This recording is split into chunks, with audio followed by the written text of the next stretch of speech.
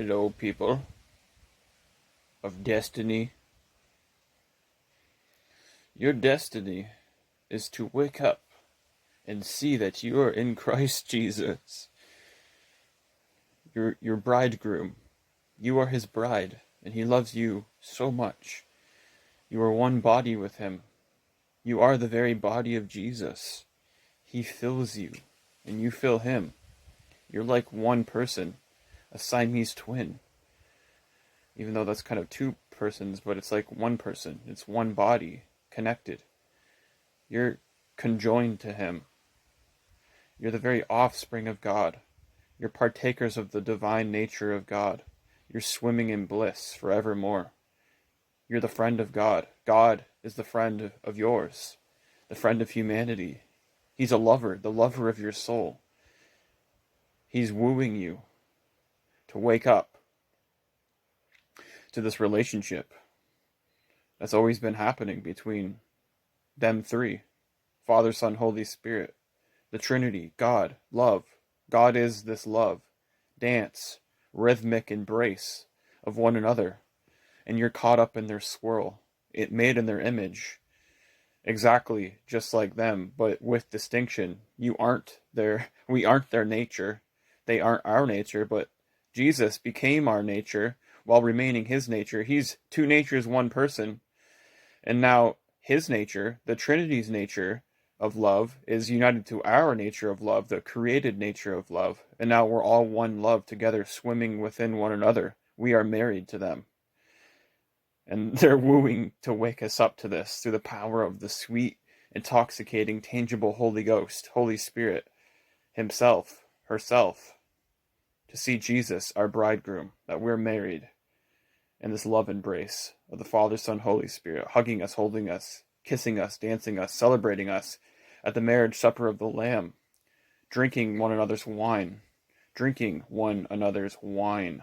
true wine of the new covenant, this new covenant of a marriage, of God becoming man, uniting himself fully, unconditionally, completely, without end to all of mankind and all of creation, being our bridegroom, being our Savior, our best friend, our lover. This is what love does. This is what love is.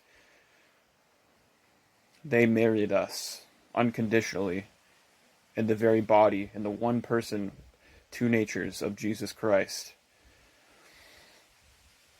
It cannot be undone. They will not undo the incarnation. They will not undo creation. They will not undo you. They will not undo themselves. Love cannot undo what love has done, which is love. Love will never go back on loving you. It's unconditional. It's who you are too. This is a complete finished work. It's the ontological truth of your very being. You are a love being, a beloved love being.